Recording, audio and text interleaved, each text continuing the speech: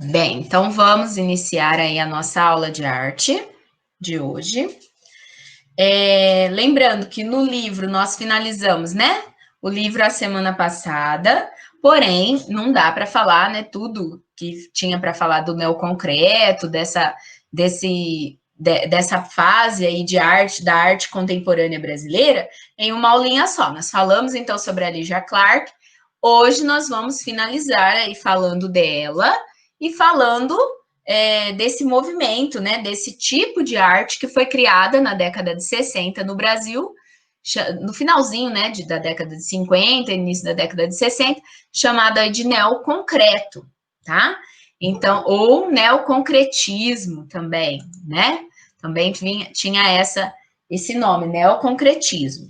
Então, eu vou começar falando sobre isso com vocês, para que depois a gente possa dar sequência, tá? Então, vou compartilhar a tela.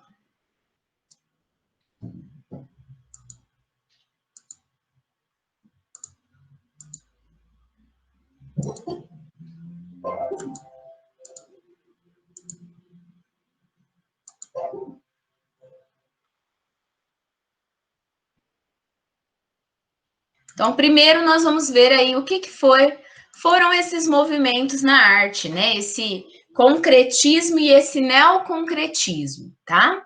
O que realmente queria dizer esses dois? O concretismo, ele tinha muito a ver também com literatura, na construção de poemas concretos, tá? Já o neoconcretismo já seria um pouquinho mais ligado à arte, realmente. O que seria essa arte concreta? O objetivo era dar o que considerava ser o nome exato a uma arte que se tinha desprendido totalmente da imitação da natureza. Então, era uma arte que não tinha a pretensão de ser realista, ela não tinha a pretensão de imitar as coisas da natureza, tá? Ainda para Goulart, o nome arte concreta surge de uma tentativa de redefinição da pintura não figurativa. Então, seria uma forma de arte abstrata, porém eles quiseram dar um nome novo. Em vez de falar arte abstrata, que era a arte moderna, né? Como agora nós já estávamos na era contemporânea, eles quiseram dar um novo nome, chamar de arte concreta e não arte abstrata. Na arte concreta, teve poesia e música concretista. A arte concreta buscava a pureza e o rigor formal na ordem da harmonia e do universo. Deixa eu só aceitar aqui. Pronto. Voltando. Segundo essa arte, a pintura devia ser inteiramente construída com elementos puramente plásticos, ou seja, planos e cores. Então, as pinturas, elas tinham que ser dessa forma, ter apenas planos e cores, não teria desenhos, não teriam nada que imitasse a natureza.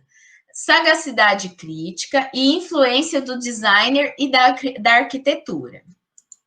Aí vocês vão entender mais a hora que vocês começarem a colocar, a ver.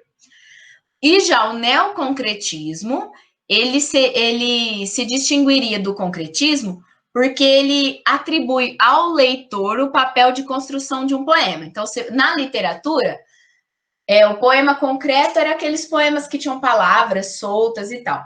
Né? Depois, quando veio o neoconcretismo, a pessoa que estava lendo podia finalizar o poema. Então, no neoconcretismo, o que acontece? Tanto na literatura como na arte. No neoconcretismo,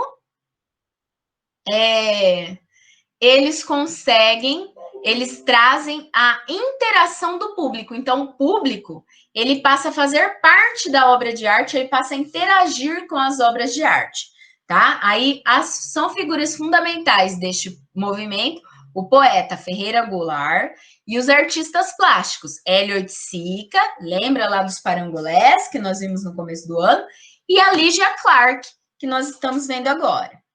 Ambos acreditavam que o leitor devesse construir o sentido junto à obra, ou seja, a pessoa tinha que participar, tinha que mexer na obra de arte, tinha que interagir, tinha que criar do jeito dele. e assim por diante. Então, o neoconcretismo traz a interatividade, a participação do público na obra.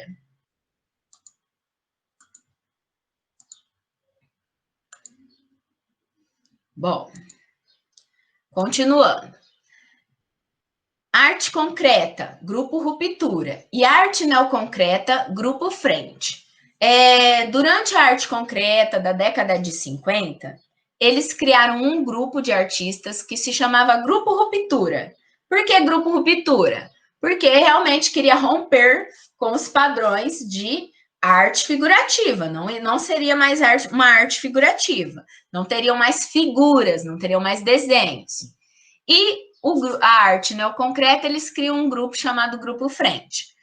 Aí agora vamos falar um pouquinho sobre o Grupo Ruptura. Jovens artistas do Grupo Ruptura de São Paulo e Frente do Rio de Janeiro foram os que enfrentaram a hostilidade no meio artístico ao experimentarem a arte concreta e neoconcreta. O Grupo Ruptura tinham características mais radicais e foram os interlocutores e defensores da arte concreta, liderada por Valdemar Cordeiro. Os artistas desse grupo acreditavam numa dinâmica visual com efeito de construção seriada, a ideia rítmica linear do movimento, com o fundo plano, onde a forma se desenvolve na abstração. Então, não pode esquecer, a arte concreta ela é uma arte abstrata, ela não tem desenhos. Tá? Aí agora, olha só exemplos, ó. Apenas um plano, o que seria o plano? O fundo da tela e algumas formas coloridas ali, tá vendo? É como se for, é quase um abstracionismo que vocês vão estudar lá no 8º ano, o abstracionismo geométrico. Ele é mais ou menos desse jeito, porque lá, ó, tem algumas formas geométricas coloridas em cima de um plano. Olha outro exemplo, né? Composição aritmética. Uma tela maior, outra de outro tamanho, outra de outra, e todas pintadas de preto. Não tem nada desenhado ali, apenas pintadas de preto, né? E depois ali um fundo com algumas cores monocromáticas, olha lá, uma parte mais escura, outra mais clara, outra mais escura e assim por diante. Aí aqui, esse neoconcreto, também com algumas formas, olha lá, da Judite, esse do Geraldo Barros, bandeirinhas, tá vendo? Olha que legal. São bandeirinhas de festa junina, só que elas estão colocadas dentro de um quadrado na diagonal e as bandeirinhas estão deitadas, ó. E o que seria o grupo Frente? Então, o grupo Ruptura tinha aqueles artistas ali que nós vimos com aquele tipo de obra. Foram criticados? Claro que foram criticados. As pessoas estavam acostumadas a ver paisagens, a ver figuras, a ver desenhos. De repente, chega um grupo que não faz desenhos nas obras de arte. Claro que eles receberam críticas. Aí, na sequência, na década de 60, criam-se o grupo Frente, que inclusive a Lígia Clark está, né? Cria o grupo Frente, que seria da arte neoconcreta. Por que neo? Novo, seria novo concretismo, né? Então, a arte neoconcreta, eles não obedeciam nenhum código rígido. Essa característica, a Abnominati, que os diferenciava do grupo Ruptura de São Paulo. Os neoconcretistas acreditavam na arte como uma atividade autônoma, vital e de elevada missão social, tendo em vista a necessidade de educar os homens para conhecer as suas emoções plenas, a linguagem geométrica. Eles utilizavam-se de um campo aberto para alcançar estas experiências e indagações. Lembrando, uma coisa mais importante que vocês não podem esquecer nunca, o neoconcreto traz a participação do público. Então, o público conseguia participar dessas obras de arte, tá bom? Aí, continuando. Olha lá, exemplos de obras de arte neoconcretas. Olho por olho. É uma colagem, olha. É um quadro, né?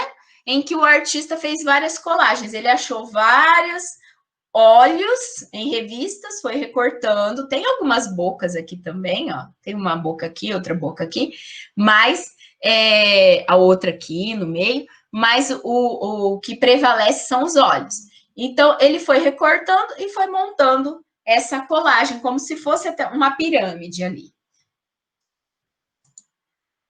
Olha essa. São poemas, tá vendo? São poemas neoconcretos. Não impossível, palavra.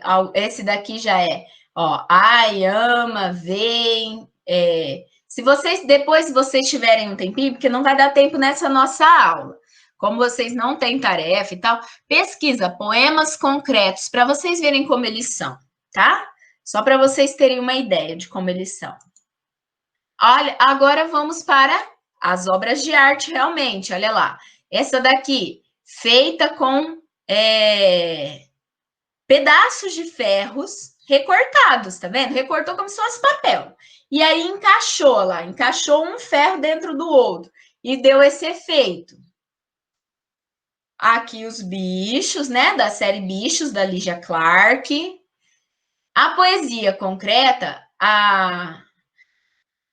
na poesia concreta tem a tensão entre as palavras e as coisas no espaço e tempo, uma estrutura dinâmica, né? E o poema concreto também é a vertivocal visual. Na verdade, o que importa é o visual do poema e não o que está escrito nele. Como, por exemplo, esse, olha lá. Esse é um exemplo. Eu gostaria que vocês pesquisassem depois para vocês verem outros. Mas esse é um exemplo. Olha lá. Quis mudar tudo, mudei tudo, agora pós tudo, és tudo mudo. Né? Quer dizer, não interessa muito o que está de ideia ali, sim o visual, são palavras jogadas, expostas de uma forma diferente, tá? Olha esse outro. Nem tem significado nenhum, né? Ele substitui letras por símbolos, por exemplo, o esse pontinho. Então, seria onde quer que você esteja. Tá vendo? O E é a estrelinha. Em Marte, né? Ou Eldorado. Tá vendo? Dá pra gente ler se a gente for substituindo o pinguinho por um O e a estrelinha por um E. Olha esse outro. Com som, contém, tensão, também, tom bem, sem som. E assim por diante.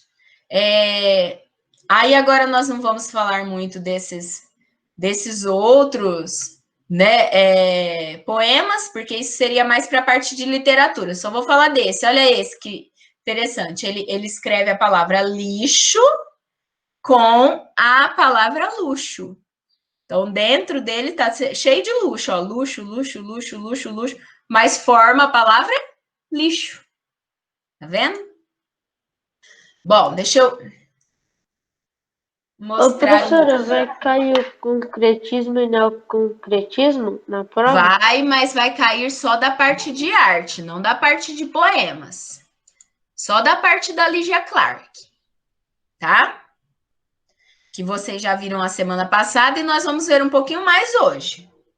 Então, vai cair essa parte, não a parte de poema. A parte de poema fica para literatura, né? Fica para aula de português.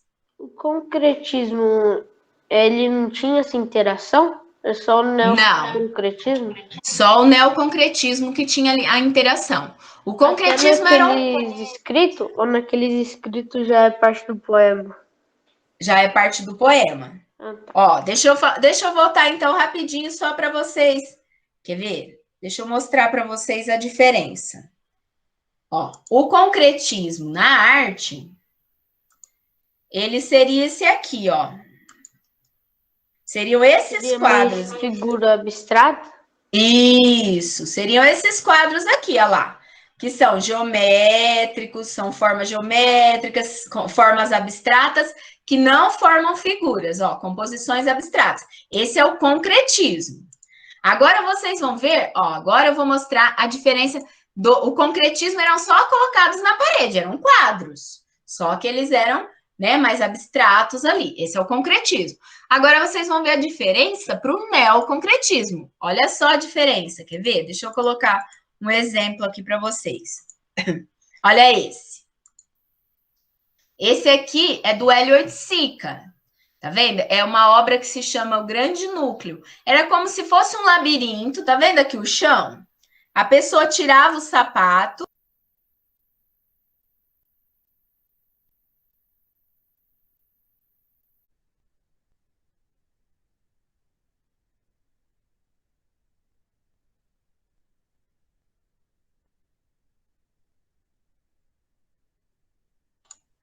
Oi, estão me ouvindo? Sim. Ai, que bom. Demorou, mas voltou.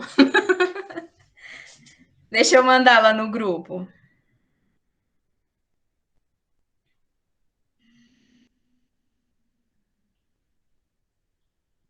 Meninos, voltou agora, tá bom?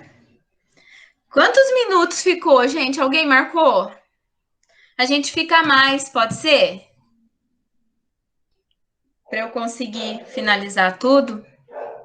Pode. Bom, então vamos lá. E nós estávamos falando então da diferença entre o concretismo e o neoconcretismo. O concretismo, aquelas imagens, né?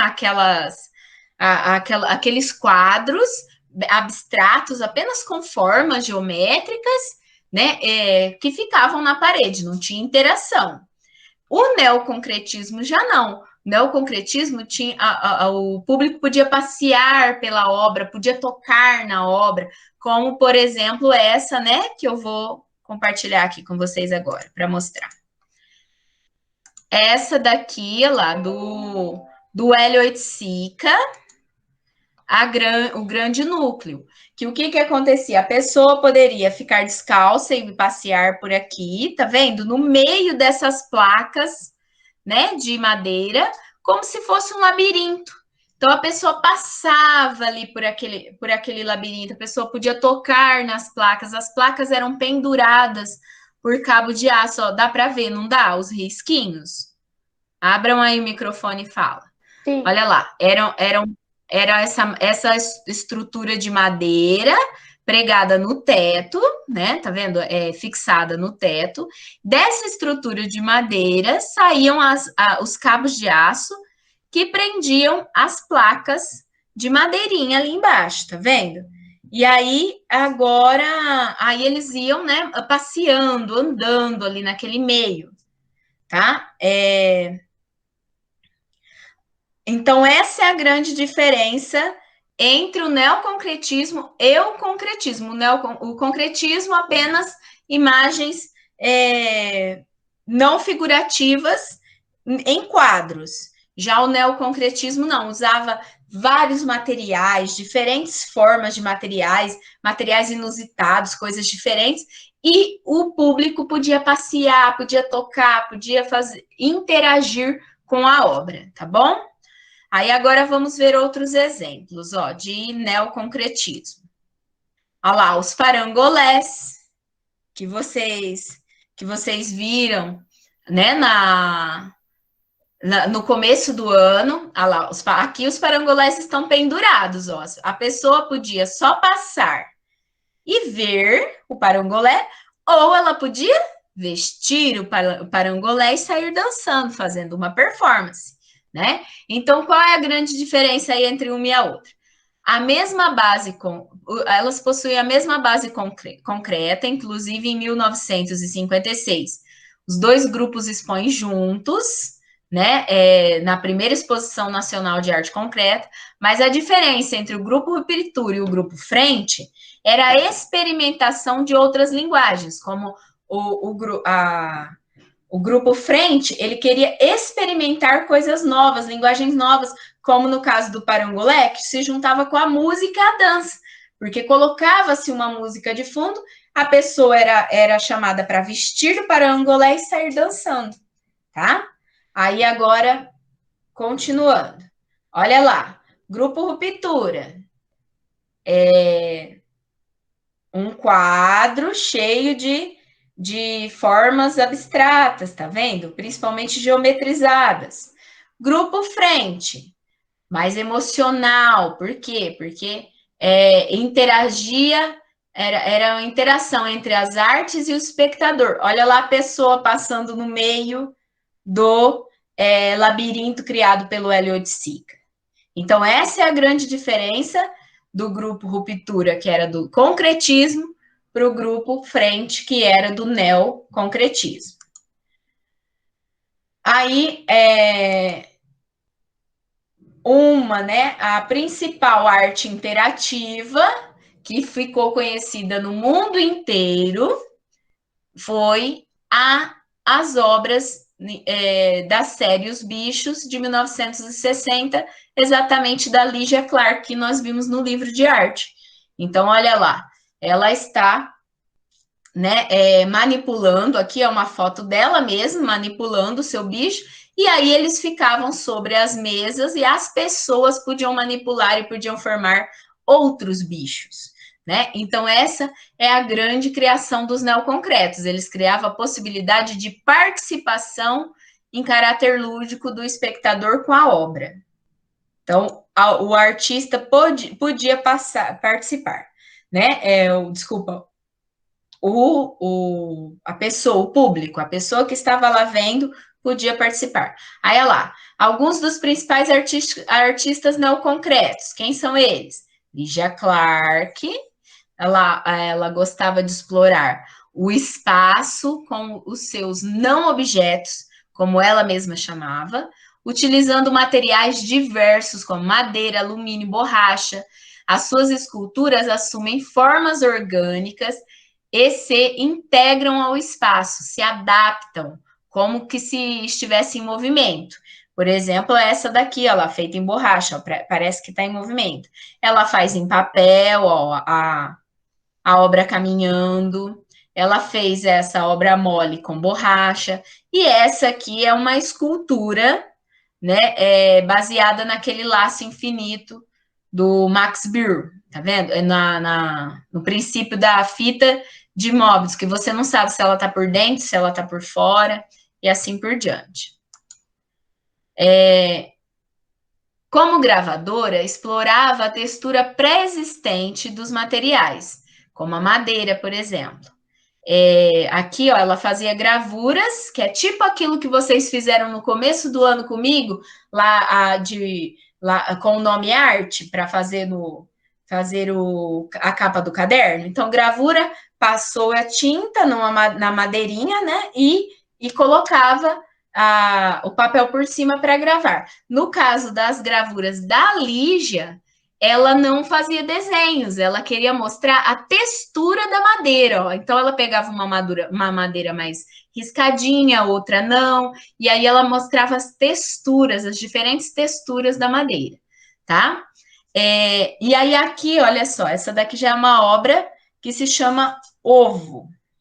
Foi feita em 1967. Eram cubos de madeira envolvidos em papel fino e rompidos, como um nascimento. Então, a pessoa tinha que entrar dentro, né, daquele cubo de madeira, aí vinha outra pessoa e colocava um papel fino por cima. E qual que era a obra de arte ali?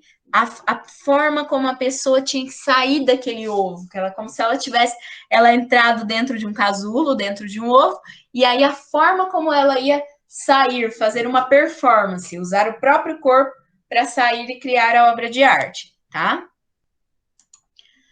Aí aqui, olha essa outra, né? Ela fez objetos e cilindros, ó, paralelepípedos e cilindros, para colocar para um balé, né? Num palco de balé. Essa daqui já já em Divisor, né? 1968, uma multidão preenche um pano de 30 metros, né? 30 por 30, colocando a cabeça em vários locais, tá vendo? Colocando a cabeça, assim, em vários locaizinhos. Aí, outro artista neoconcreto do Brasil, o Almícar de Castro. O Almícar de Castro, ele já foi conhecido pelas suas esculturas, tá vendo? Ele fez vários desenhos, várias pinturas, mas ele fica famoso mesmo pelas suas esculturas. Se vocês quiserem ver mais sobre o trabalho dele, ó, depois vocês colocam no Google Instituto Almícar de Castro, que aí aparece todas as esculturas dele. Principalmente essas, meninos, ó. Essas aqui, essa aqui do último trabalho dele, do último. Dessa série de trabalho dele na década de 90, feita em aço, são esculturas grandes, são placas de aço bem grandes. Lá em São Paulo, no Parque do Ibirapuera, tem várias dessas obras dele lá pelo próprio parque. Então, são obras de aço bem grandes que ele meio que cortou formas e deixava aquela estrutura de aço que era plana, deixava ela ficar em pezinha. Nesse caso aqui, olha lá, ele cortou uma forma meio triangular, só que não finalizou o triângulo, e aí dobrou. Aí dobrou, ela ficou em pé, né? E aí pronto, essa já era a obra dele. Só que grande, lembrando, elas não são pequenininhas, não são obras pequenininhas igual a série Bichos, que dá para ficar numa mesa, igual a da Lygia Clark. As do Almícar de Castro já são grandes. Essa daqui foi feita, ó, ele usou madeira, nessa ele usa blocos de mármore. Então, cada série de esculturas que ele ia fazer, ele utilizava um material diferente. E uma das características mais interessantes do trabalho dele é que ele não utilizava nem solda, nem nada para colar. Era só montagem e recorte. Recortar, dobrar e montar. Era só isso. Vocês podem ver que aqui não tem nem... o aço não é soldado, né? Ele é só cortado e dobrado. Aqui, nesse caso, as madeiras, elas não são coladas, não são pregadas uma na outra, são apenas montadas dessa forma, e aqui os blocos de mármore também. Então, uma das características das obras do Almícar é só montar, né? E, no máximo, fazer um recorte e uma dobra, não podia soldar nada. Olha essa daqui. Essas aqui já são do Palatinic. O Palatinic, ele é considerado a arte cinética brasileira. O que seria isso? É uma arte que se movimenta. Então, por exemplo, essa daqui tinha um motorzinho e essas bolinhas elas iam girando. Essa outra aqui, ela era pendurada no teto e se batesse um vento, por exemplo, era como se fossem móveis. Aqueles móveis de nenê que coloca assim em cima para cheio de brinquedinho, para ficar mexendo, para o nenezinho se distrair. As obras do Palatinic, elas eram mais ou menos assim, né? Então, ela é considerada uma arte cinética também, porque ela tem movimento, tá? Então, sempre que a obra tem movimento, ela é considerada cinética. Esse daqui, super famoso, né? O Franz Weltmann, ele é de origem austríaca, mas ele fez seus trabalhos, desenvolveu seus trabalhos no Brasil, principalmente com esculturas construtivistas, ó, como essas, olha lá. Ele usava muito ferro, aço, vidro, materiais diferentes, como placas de alumínio, para expor em lugares grandes, nas grandes cidades. Então, você olha aqui, às vezes você fala assim, ai, olha que bonitinho, e acha que é pequeno, e na verdade não, são obras gigantescas. Dele também, o Weltmann também tem no Parque do Ibirapuera. Olha lá, como essa, por exemplo, ó.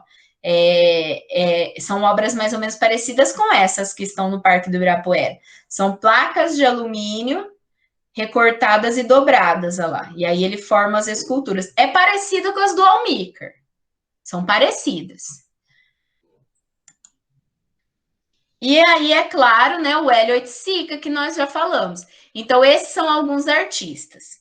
Mas nós temos, né, principalmente, a Lygia Clark, que nós vimos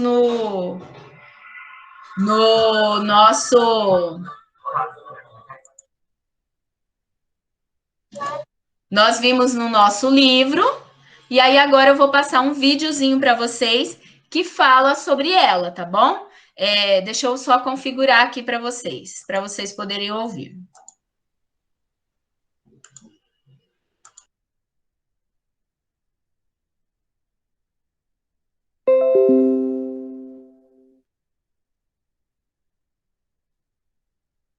Lígia Clark, mais maravilhosa do mundo! Olá, meus amores, a artista que a gente vai falar hoje, ela é tão maravilhosa que eu nem sei. 50 fatos de Lígia Clark. Lígia Pimentel Lins nasceu em 23 de outubro de 1920, em Belo Horizonte, filha de Jair Pereira Lins e Ruth Mendes Pimentel. A Lígia tem 3 irmãos, Sônia, Maria Beatriz e Francisco. A irmã Sônia Pimentel Lins também é artista e escritora. Inclusive, ela lançou um livro em 96 chamado Artes, em que ela conta sobre a infância com a irmã Lígia. Nesse livro, ela sugere que a trajetória artística da Lígia começou nas artes que elas aprontavam quando eram pequenas em Belo Horizonte. Mas a Lígia, desde nova, manifestou interesse por desenho. Aos 18 anos, ela se casa com o engenheiro civil Aloysio Clark Ribeiro e muda com ele para o Rio de Janeiro. Eles se divorciam em 1953. A Lígia e o Aloysio têm 3 filhos, Elizabeth, Álvaro e Eduardo. Entre 47 e 49, ela estuda pintura com o Burle Marx e com a Zélia Ferreira Salgado. Ela produz bastante em gouache. Em 1950, ela viaja com os filhos para Paris para estudar pintura. Ela estuda, inclusive, com o Fernand Léger e produz suas primeiras telas em tinta a óleo. A maioria dos trabalhos que ela produz nesse primeiro momento da carreira são retratos da família, amigos. As escadas também eram um tema. A Lígia era uma escritora assídua. Ela escrevia suas confissões artísticas diariamente, primeiro à mão e depois ela datilografava. Ela considerava escrever um exercício do corpo. E ela tem os melhores e os piores momentos, os altos e baixos, as crises e os sucessos, todos registrados em diários. Em 1952, ela realiza sua primeira exposição individual em uma galeria em Paris, que o amigo pintor e crítico Jamil Hamoudi descreve como monumental. No mesmo ano, ela volta para o Rio de Janeiro e expõe as mesmas obras no Salão Nacional de Arte Moderna, que tem a apresentação do Mário Pedrosa. O Mário Pedrosa vai ser uma figura importante na formação artística e intelectual da Lígia e também é um grande apoiador do trabalho dela. A Lígia Clark participou da segunda Bienal de São Paulo com trabalhos da série Cabeça de Cristo. Em 1954, ela se junta ao Grupo Frente em sua primeira exposição, que também participaram Ivan Serpa, Lígia Pape, e ela participa das 4 exposições que o Grupo Frente organiza. Nesse mesmo ano, ela e o Ivan Serpa representam o Brasil na Bienal de Veneza. Em 1959, ela participa da primeira exposição de arte neoconcreta com 26 trabalhos. Ela também assina o Manifesto Neoconcreto junto de Amilcar de Castro, Lígia Pape, Ferreira Goulart. Nas séries Planos em Superfície, Descoberta da Linha Orgânica e Quebra da Moldura, ela explora a superfície da tela, as cores, as linhas, a geometria viva. Ela emancipou a pintura de convenções limitantes como a superfície, o plano, a moldura. A Lígia escreveu uma carta ao Mondrian buscando companhia no trabalho dele durante um momento de crise em relação ao grupo neoconcreto. Em certa altura da carta, ela escreve: Mondrian, você acreditou no homem. Você fez mais, num sonho utópico, estupendo, pensou em eras vindas em que a própria vida construída seria uma realidade plástica. Em 1960, ela começa a ensinar artes para crianças com deficiência auditiva no Instituto Nacional de Educação de Surdos. Em 1961, ela ganha o prêmio de escultura da Bienal de São Paulo pela série Bichos. Bichos é um exercício tridimensional. Ela faz cerca de 70 deles. São esculturas que têm abas com dobradiças que o espectador pode moldar. A Lígia é precursora em trazer o espectador para a criação artística. Logo, ela cria os trepantes, que são obras maleáveis, torcidas em linhas e círculos. O dentro é o fora é uma espécie de conclusão das esculturas bicho misturado com a fita Möbius de Caminhando. O balanço entre dentro e fora, cheio e vazio. O vazio no meio da escultura possibilita outros aspectos completamente novos quando o objeto é manipulado. O dentro é o fora mudou a percepção dela mesma e do seu corpo. Nessa nova fase, o corpo e o objeto se fundem. Caminhando é um momento de ruptura, uma proposta radical para a arte do século XX. Ela convida o espectador a participar, fazendo uma fita Möbius, cortando o papel até que ele ficasse fino o suficiente para não conseguir mais cortar. Ela transfere a arte do território estático do objeto para um lugar de participação ativa. A Lygia Clark diz: todo o meu processo tem sido de unir arte e vida. Ela não considera esses trabalhos como caminhando, que são proposições, como performance ou body art. A ideia dela é que cada participante experimente o seu corpo como um agente de escolha. A partir de 65, ela começa a produzir trabalhos sensoriais relacionais, como o Roupa, Corpo, Roupa, em que um homem e uma mulher vestem macacões com cavidades que possibilitam a exploração tátil, o reconhecimento do corpo. A máscara Abismo com tapa-olhos, que também estimula o uso do tato. A proposição Diálogo de Mãos, ela cria depois de um acidente automobilístico que obrigou que ela fizesse terapia para o pulso. Somos os propositores, somos o molde. A vocês cabe o sopro no interior desse molde, o sentido da nossa existência. Somos os propositores, nossa proposição é o diálogo. Sós não existimos, estamos a vosso dispor. Somos os propositores, enterramos a obra de arte como tal e solicitamos a vocês para que o pensamento viva pela ação. Somos os propositores, não lhes propomos nem o passado nem o futuro, mas o agora. A Casa é o Corpo foi criada em 68 e o espectador experimenta uma série de sensações que evocam a penetração, ovulação, germinação e expulsão. Entre 68 e 76, ela vive em Paris, ela ministra um curso de comunicação gestual da Sorbonne e também faz análise com o psicanalista Pierre Fedidat. Baba antropofágica é um dos trabalhos que ela desenvolve com os alunos da Sorbonne. O participante coloca um carretel de linha na boca e vai tirando a linha e colocando em cima de outra pessoa que está deitada no chão. A Lygia Clark escreveu um livro de ficção chamado Meu Doce Rio. Em 76, ela volta para o Rio de Janeiro e começa uma nova fase do trabalho a partir das experiências coletivas que ela desenvolveu na Sorbonne. Ela testa a experiência sensorial individual do participante, são os objetos relacionais. Ela diz: se a pessoa, depois de fazer essa série de coisas que eu dou, se ela consegue viver de uma maneira mais livre, usar o corpo de uma maneira mais sensual, se expressar melhor, amar melhor, comer melhor, isso, no fundo, me interessa muito mais como resultado do que a própria coisa em si que eu proponho a vocês. Ela desenvolve um trabalho como terapeuta e passa a atender as pessoas na sua casa em Copacabana até 1981. Evocando a possibilidade de atender em uma clínica, ela escreve para o Hélio Oiticica: para alguém como eu, que fez arte para sair do hospital, acabar por lá seria incrível. Ela ensina sua prática para Gina Ferreira, que ficou em tratamento com ela por 8 anos. O marido dela, Lula Vanderlei, aplica até hoje métodos terapêuticos inspirados pela estruturação do selfie da Lygia no Hospital da Nise da Silveira, no Rio de Janeiro. Hélio Oiticica e Lygia Clark eram muito próximos, eles tinham inquietações artísticas semelhantes. Eles trocaram muitas cartas, inclusive tem um livro publicado das cartas que eles trocaram entre 64 e 74. Em uma carta de maio de 71, a Lygia escreve para o Hélio: finalmente chegou uma carta, me trazendo como sempre muita alegria e saudade de você. O que eu gostaria de dizer é tão simples e tão complexo como a própria realidade e vida, que não sei por onde começar. O Caetano Veloso fez a música If You Hold a Stone em homenagem a Lygia Clark. Para mim, a arte só é válida no sentido ético-religioso, inteiramente ligada à elaboração interna do artista em seu sentido mais profundo, que é o existencial. Em abril de 1988, ela vem a falecer de ataque cardíaco em sua casa em Copacabana. O documentário O Mundo de Lygia Clark foi dirigido pelo Eduardo, filho dela. O trabalho da Lygia é central no pensar da arte contemporânea, a primazia do objeto, a problematização social na arte. Esse livro aqui da exposição da Lygia Clark no MoMA me ajudou muito para fazer este vídeo. Acho que se eu fizesse terapia com a Lygia Clark, a pior obra para mim seria O Túnel. Eu fico angustiada só de pensar em ficar dentro daquele tubo de pano sem ver a saída. Lygia Clark, mais maravilhosa do mundo. Vamos conversar sobre ela aqui nos comentários. Se inscreve no canal se você não é inscrito. Redes sociais pra gente se falando.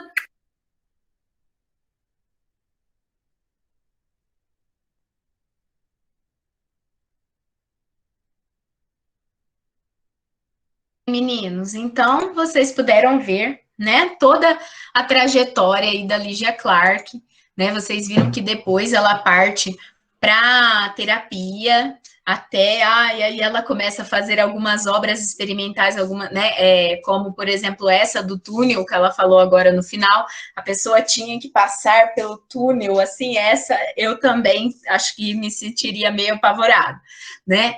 Outra também, que eu não sei se eu me sentiria muito bem, não, é aquela da baba, né? Que qual é a ideia? Uma pessoa deita em uma cama ou uma mesa e os outros vão. colocando pedaços de linha dentro da boca, aí puxa a linha, que tá, né, toda molhadinha de baba, e vai colocando por cima da outra pessoa. Então, essa daí eu já também não ia gostar de participar, não. Ainda mais se fosse a pessoa que ficasse deitada, hein? Levar um monte de baba na cara e tudo mais, no corpo todo. Né? Então, ela desenvolve várias experiências sensoriais em que a pessoa participava da construção dessas obras de arte como uma forma de terapia, né? E aí essas experiências sensoriais acabavam levando a pessoa a uma melhora do seu estado mental. Então, ela utiliza a arte no final da carreira, tá, gente? Não no começo. No começo, ela faz aquelas obras neoconcretas que vocês viram no livro, como a série Os Bichos e tudo mais. Depois é que ela começa a se dedicar mais na arte-terapia, que hoje se chama arte-terapia, né? Naquela época se chamaria apenas terapia, tá? E hoje nós já temos, né? Nós temos já formações, né? Em que você pode realmente, é comprovado que com o uso da arte as pessoas melhoram se elas estiverem com depressão, se estiver com psicológico abalado, se estiver com crise de ansiedade, ou até pessoas com casos mais graves, como, por exemplo, esquizofrenia, são tratados através da arte. A pessoa se acalma, a pessoa se expressa e acaba tendo um melhor resultado no tratamento, tá? Então, aí no final ela se dedica, mas o que a gente não pode esquecer nunca é que a grande intenção da Lygia Clark era trazer o público para participar das suas obras, tá bom?